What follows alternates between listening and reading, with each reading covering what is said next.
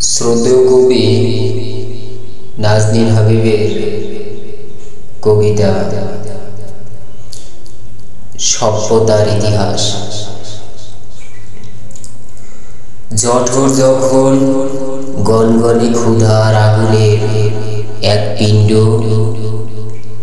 সেই আগুনের তপ্ত লৌহ গড়ে তোলে সুদৃশ্য লৌহ প্রাসাদ।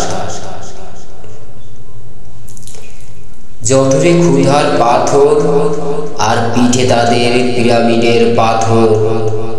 তাদের ওই হাত গড়ে তুলল প্রাচীন চীনের প্রাচীর।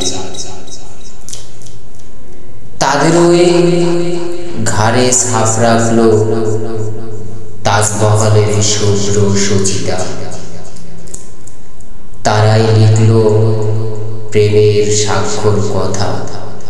তাদের ওই রক্ত ঘামে দেহের তন্ত্রিতে তন্ত্রিতে প্রবাহিত হয় তোমাদের মানব সভ্যতা।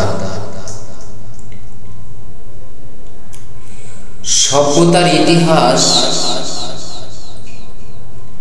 তাই গড়েনি রাজা বাদশা, গড়েনি ফ্রাউন, গড়েছে কৃতদাস, শ্রমিক অথবা দিনমজুর।